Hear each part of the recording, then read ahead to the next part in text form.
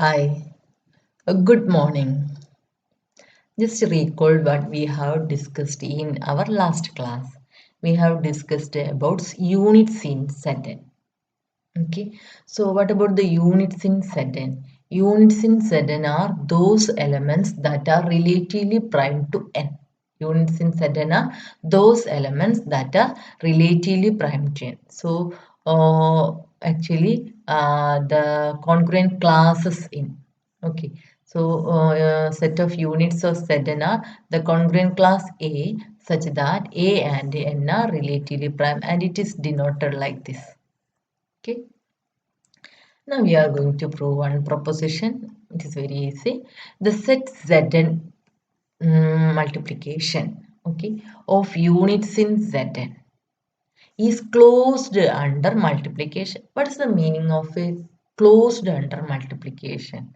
An operation sum star is closed under a set is closed under star means if given any a comma b belongs to, suppose our set is capital S, a star B belongs to S, then only we call S is closed under the operation star.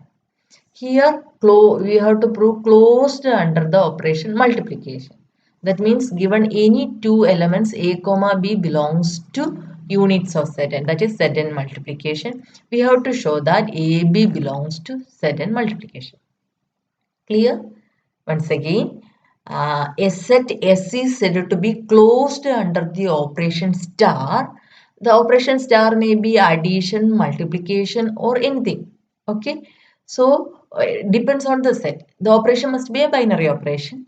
Okay. I think you have discussed about binary operation, everything, etc. in your previous classes. Okay.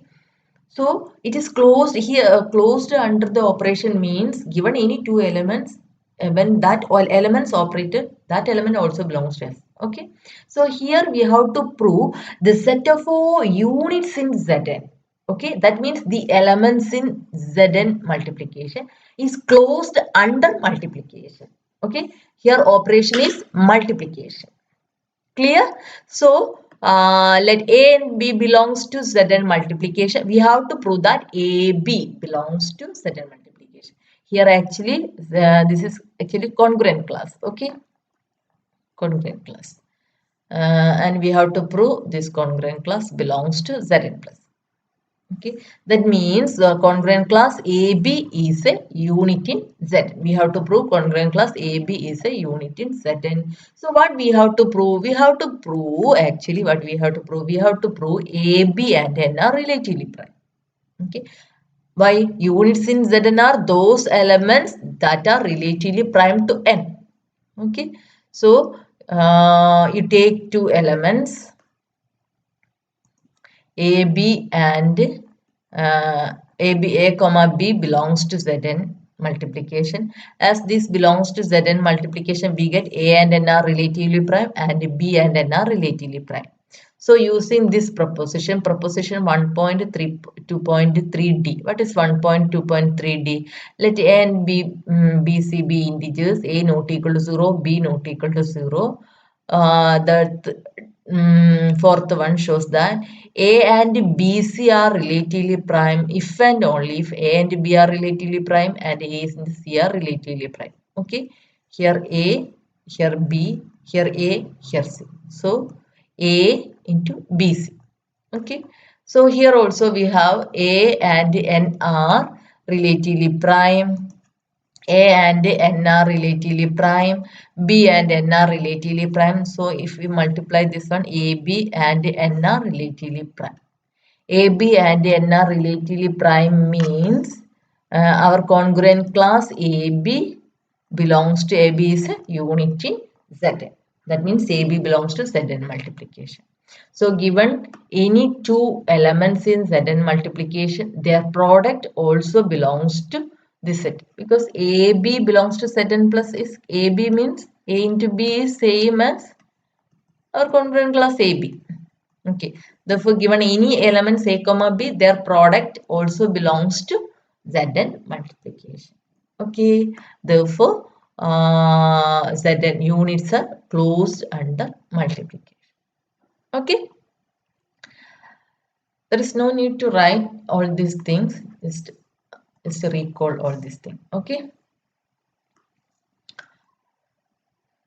now there is a note. What about the number of elements in Zn multiplication? We have definition phi of n. What is the phi of n? Let n be a positive integer. The number of positive integers less than or equal to n, which are relatively prime to n. It is denoted by phi of n. The number of positive integers less than or equal to n and which are relatively prime to n is denoted by phi of n. Now what about Zn multiplication? The elements are those congruent class A such that A and n are relatively prime. Okay, and the number of elements means number of A's that are relatively prime to n, and number of integers that are relatively prime to n is actually phi of n. Therefore, the number of elements of Zn multiplication is phi of n. Or you can say the number of units in Zn are phi of n. Okay. So units are those elements that are relatively prime to n. Units are actually units we denote as congruent class A, and these A satisfies A and n are relatively prime. Clear? Okay. Okay, now we will move to another important theorem, and theorem is called Euler's theorem. Okay, Euler's theorem. Now just to look at statement of the theorem. If GCD of A and n is equal to 1, then A raised to phi of n is congruent to 1 mod n. If GCD of A and n is equal to 1, then A raised to phi of n is congruent to 1 mod n. Clear? Once again, I am repeating. Okay. Statement is, if GCD of A and n is equal to 1, then A raised to phi of n is congruent to 1 mod n. Clear? Okay. So, moving to the proof. Proof is very easy.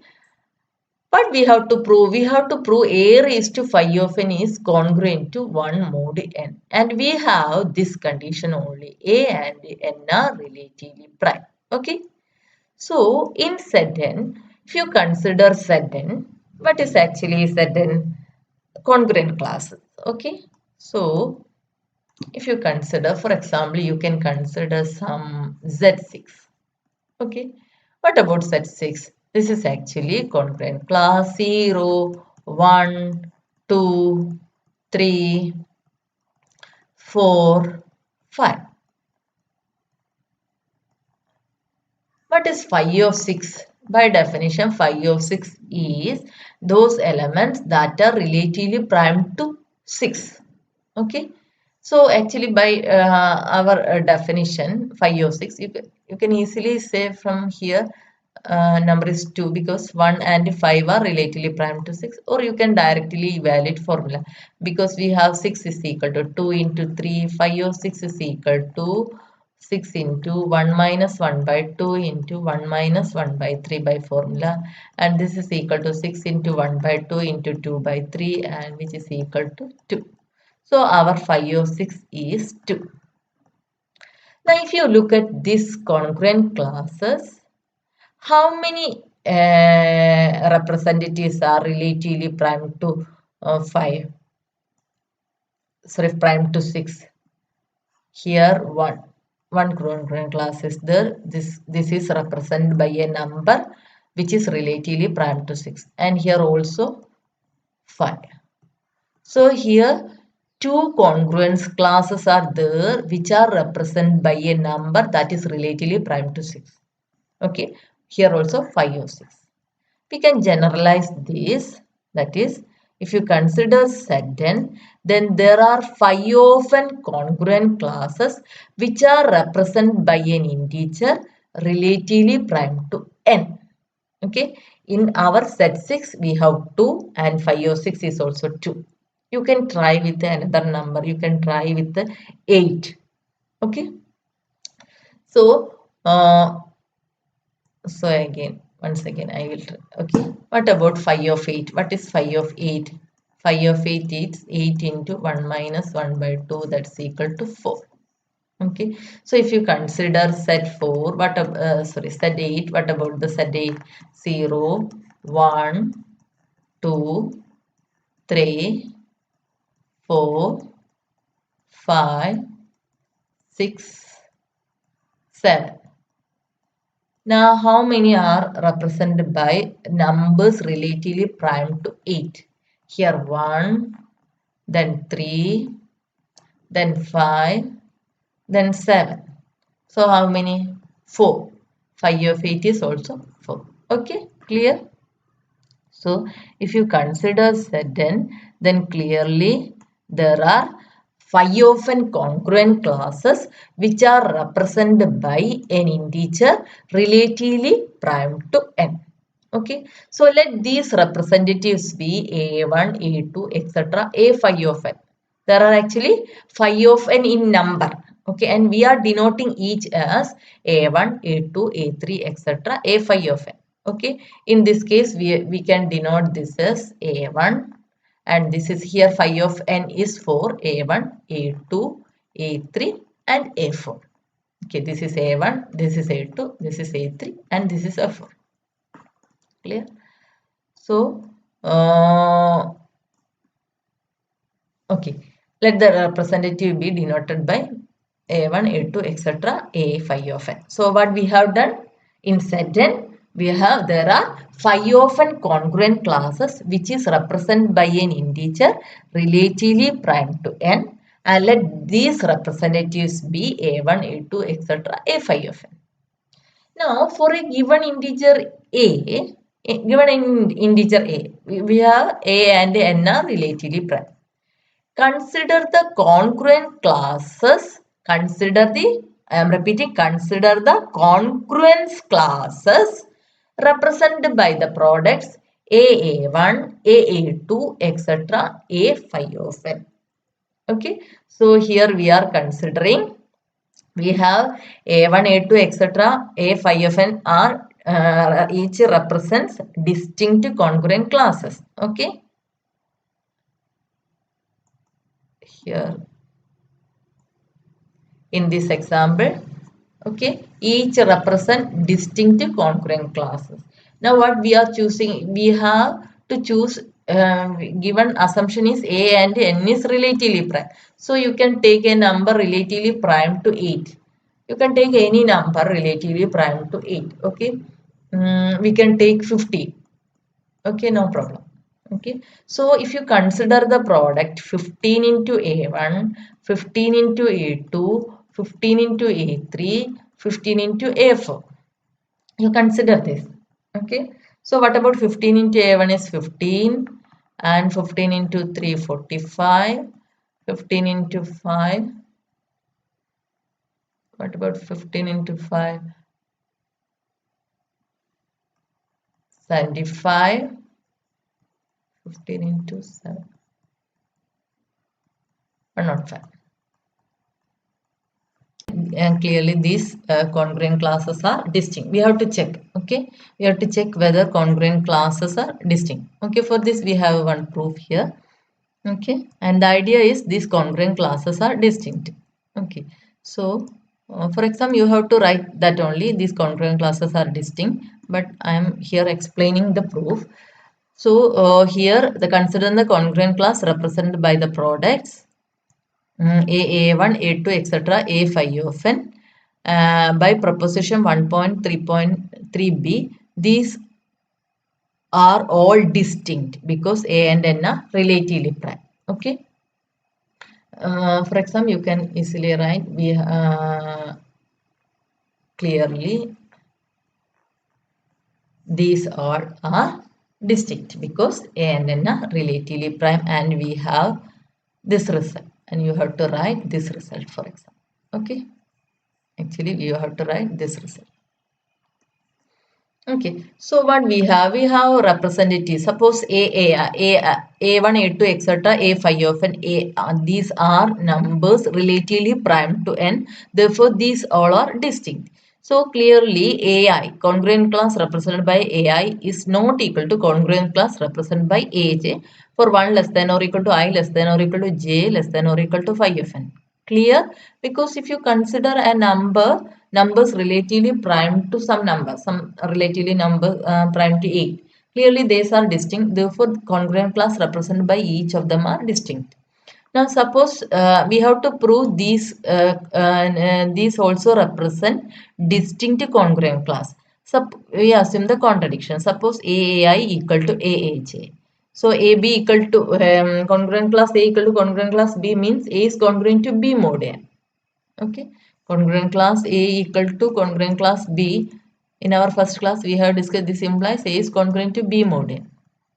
Okay, using this result, this equal implies AI congruent to AAJ mod n, and GCD of A and n is equal to 1.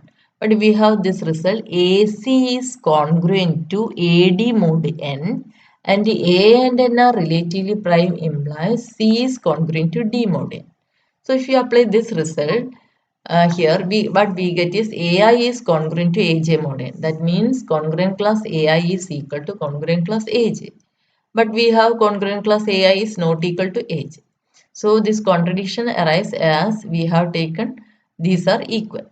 Okay. Therefore, clearly these are distinct congruent classes.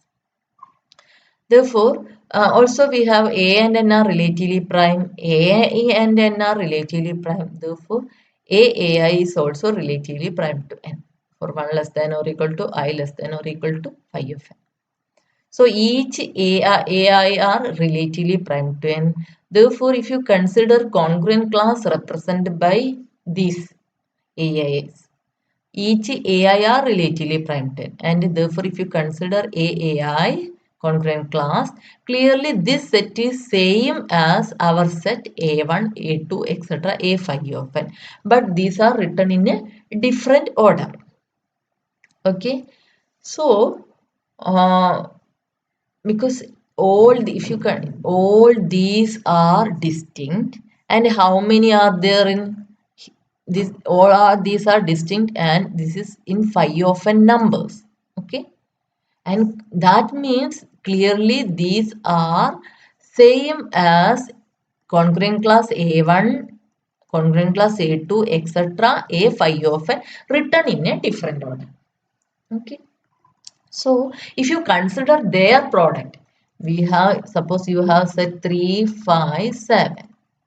These are distinct. And if you consider 7, 3, 5, these are same set written in a different order. But if you consider their product, they are equal. So if you consider product, they are equal. Congruent class product means this is equal to this one. Now this equal to means congruent class A equal to congruent class B means congruent class A is congruent to B mod n.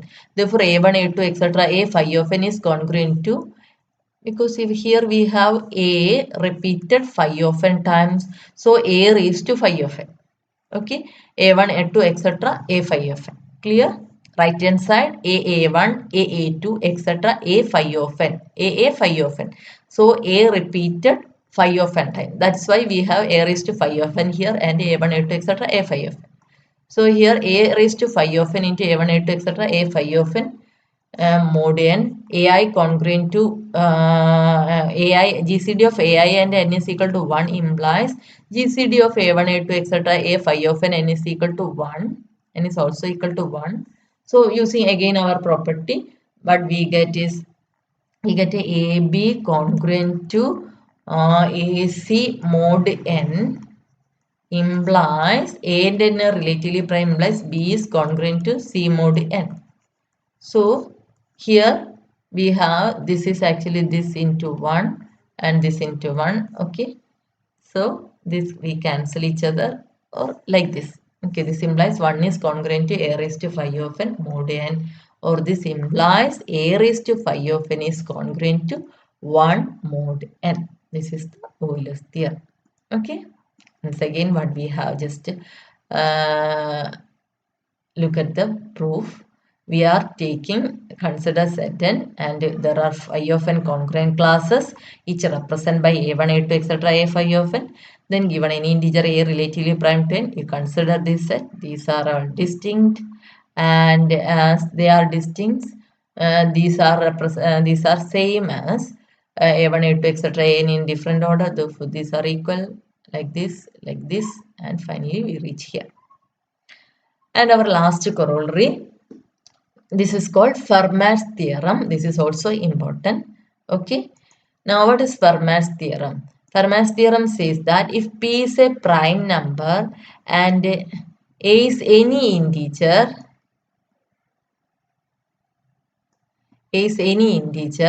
then we have A raised to P is congruent to A mod P.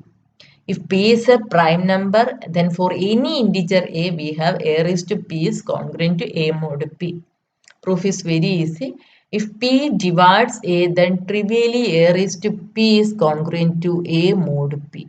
How we get this one? Okay, just look at the proof. There is no need to write this thing in for your exam. If P divides A, clearly A is equal to KP. Okay, or you can write any constant. P divides A means A is a multiple of P. Therefore, clearly A is congruent to 0 mod P. Now, if you take A raised to P, this is like this and this is like this, and here also P divides A raised to P. Therefore, A raised to P is congruent to 0 mod P. A is also congruent to 0 mod P. Here that means A raised to P is congruent to A mod P. So from this it is clear A raised to P is congruent to A mod P if P divides A. Now suppose P does not divide A. P does not divide A means A and P are relatively prime. Therefore, by Euler's theorem, if A and N are relatively prime, then A raised to phi of n is congruent to 1 mod P, 1 mod n. Therefore, here P, therefore A raised to phi of P is congruent to 1 mod P. Now, what is phi of P? The number of integers less than P and relatively prime to P. If P is a prime number, the numbers relatively prime to P is P minus 1. Okay, so if you consider 5, what are the numbers relatively prime to 5? 1, 2, 3 and 4. So P minus 1 numbers relatively prime to P. So what we get? We get is A raised to P minus 1 is congruent to 1 mod P. Okay, as A and P are relatively prime, A raised to P minus 1 is congruent to A mod P. Because A and P are relatively prime. That means A raised to P is congruent to A mod P. Okay, so you write these two. Okay, that implies A raised to P is congruent to A mod P. Okay, some problems are there. You have to do that as homework. I will give this through WhatsApp. Okay, that's all for